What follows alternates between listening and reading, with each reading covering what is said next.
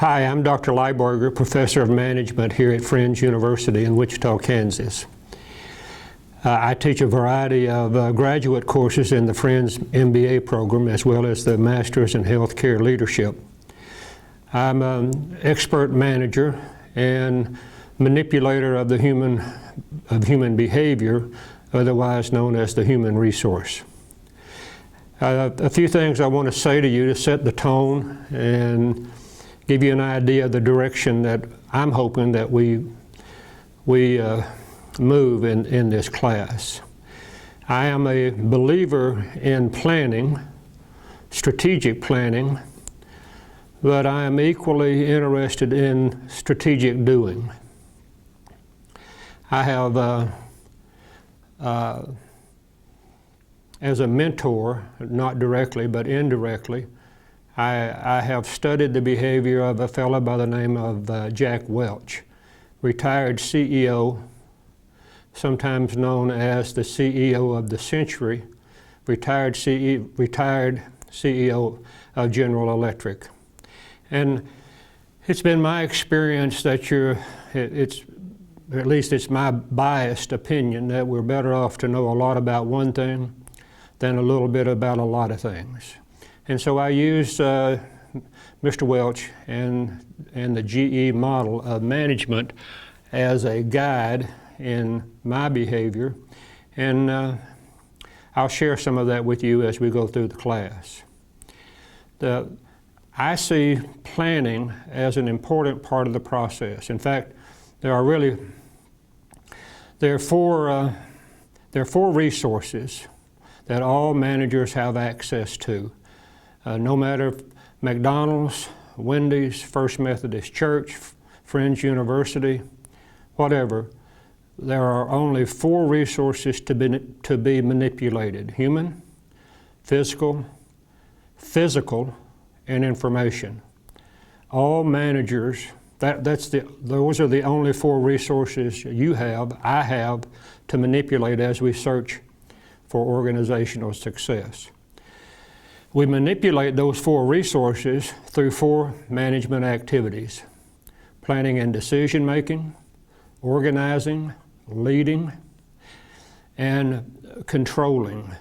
Controlling in this situation is quality assurance controlling, not physically controlling. So as managers, we manipulate four resources through four management activities in search of organizational success. And what I would like for us to do in this class is, as I try to narrow the focus of this conversation as well as our class, there are three questions that every manager must be able to answer correctly if they hope, or let me say that just a little differently. You can be successful without being able to answer these three questions, but your success is the exception rather than the rule. Being able to answer these three questions as a manager increases the probability of organizational success. Fairly simple questions: what to change to, and how to create that change. Question 1 and 2 are strategy questions. Question 3 is an execution question. And Jack Welch says, plan less, do more. On a percentage basis, my inclination is, as a manager, to spend 30% of my time planning, 70% of my time executing. I want to focus on those three questions for just a couple of minutes. What to change? If you don't know what to change, how do you know what to manage? And what to change is a two-step process.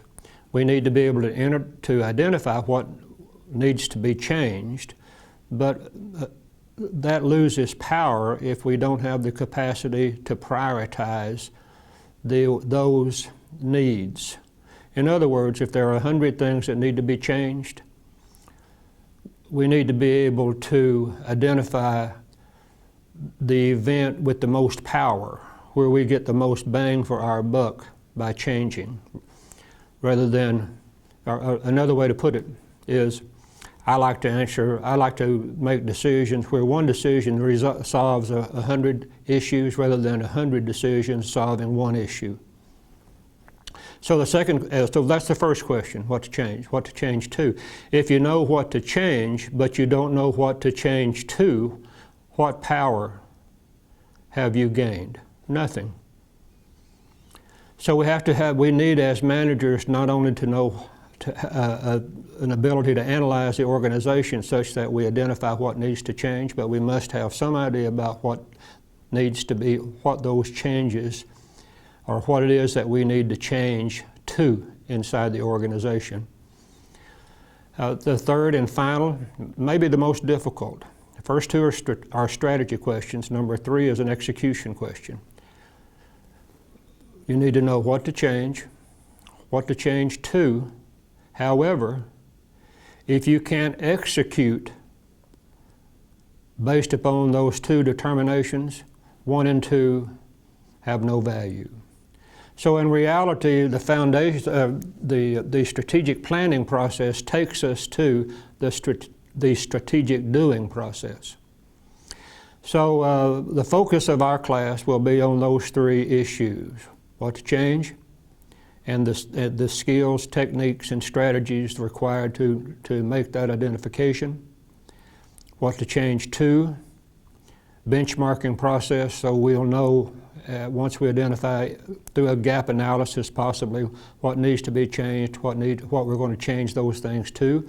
And number three, and probably the most powerful, once we know the gap,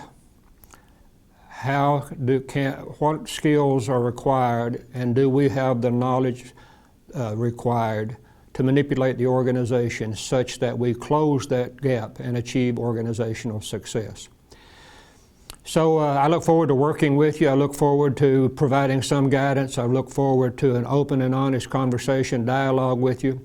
At the end of this academic effort, my goal would be that you can answer those three questions effectively and efficiently for any organization that you're given the opportunity to manage. Thank you.